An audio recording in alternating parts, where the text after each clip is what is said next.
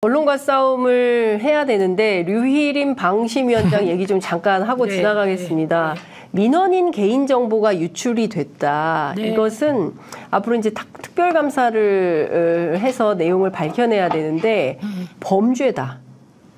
아니 본인이 민원 사주한 건 범죄 아닙니까? 법적 조치를 하겠다. 뭐 이런 주장을 하고 있습니다. 그러니까 그게 궁할 때 나오는 네. 군색한 변명 이런 말 있잖아요. 네. 그 논리가 궁하면 그렇게 네. 뭐 그 말도 안 되는 걸로 대응하는 거예요. 저 논리를 만들기까지 얼마나 고민을 했을까. 근데 사실은 뭐 너무 예정된 네. 수순이기는 예상되는 합니다. 거죠. 예상되는 네. 수순이고 늘 그렇게 둘러치기를 했기 때문에. 근데 중요한 거는 민주당인 것 같아요. 그러니까 네. 민주당 방심위원들이 오늘 기자회견을 해서 네. 일단은 김홍일 방통위원장 사퇴하라 계속된 주장이고요. 그리고 류희림 방심위원장 해촉해라라고 주장은 했습니다. 네. 본인이 그만둬야 되는데. 네, 그만둘까요? 안 그만두죠. 그렇죠. 이분이 일설에 따르면 방통위원장 물망에도 올랐다. 맞습니다. 이렇게 주변에서 얘기했다는데. 그래서 그때도 제가 그 얘기하기에 가능성 1도 없다. 김홍일 전 검사로 갈 거다. 그렇게 말씀을 드린 적이 있고 제가 재밌는 얘기 하나 해줄게요.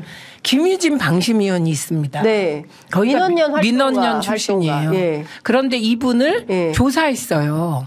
조사? 조사. 뭘로 조사를 해요? 뭘로 조사했냐? 민원연이 방심위에 민원을 넣는 단체니까 이해충돌이다 이렇게 해가지고. 민원연. 그런데 이해충돌이라고요? 김유진 위원이 민원연 사무처장 출신이니까 민원연이 넣은 안건을 심의했다면 방심 소위 뭐 이런 데서 혹은 뭐 전체 회의에서 그랬다면 이해충돌이다. 이래가지고 자르려고 했던 것 같아요. 그런데 그 시기에 그 김유진 위원이 그 소위를 했던 시기에 민원연은 그게 무슨 이유에서인지 그 민원을 안 넣었답니다. 바람직하네. 그게 뭔지 어쨌든. 왜 그랬는지는 알 수 없지만. 그래서 못 자른 거예요. 내용이 없어서. 그리고 민원연 민원연이 원래 철저하게 하잖아요. 그렇죠. 언론과 싸우다 보니까. 김유진 처장은 흔들 게 없으니까 그걸로 흔들려고 했는데 실패한 거죠. 그런데 지금 여기 보면 류희림 위원장 보면 미디어 연대 관계자들 그분이 몸담고 있다. 관계자들이 민원 넣었다는 거예요. 근데 이분이 알았다고 보는 거죠. 그렇죠. 네. 그런데 그걸 가지고 제재를 했다는 거잖아요. 그만둬야죠. 미디어 연대뿐만이 아니에요. 그렇죠. 가족들이 다 동원이 됐어요.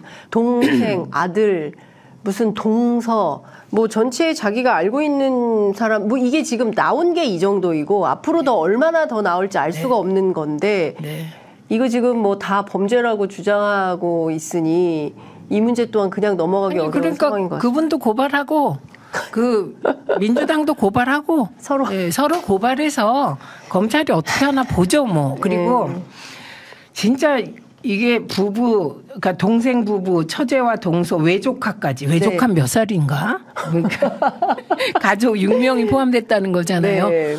이건 정말 이 정권에서 사상 초유가 너무 많이 발생하는데 이건 진짜 사상 초유입니다. 위원장이 오직 급했으면 저랬을까요?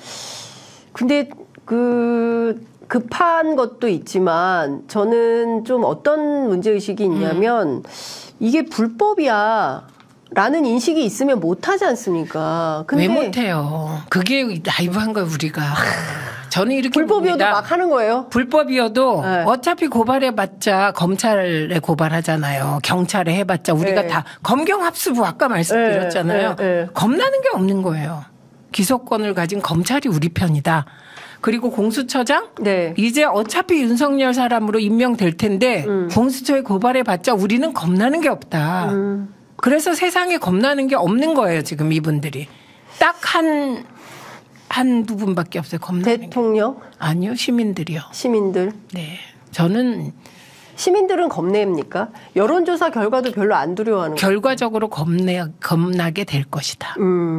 그래서 한동훈 이제 곧 비대위원장도 맨날 피의자로만 만나던 네. 사람 한 명 한 명이 예. 유권자로서 한 표를 행사하는 무서움, 네. 엄숙함에 직면할 것이다. 예. 그렇게 봅니다. 그런데 지금 뭐 앞으로 오늘 오후 3시에 어떤 입장을 발표하게 될지 본인이 직접 뭐 취임사를 썼다고 하니까. 저는 그거 다 직접 씁니다.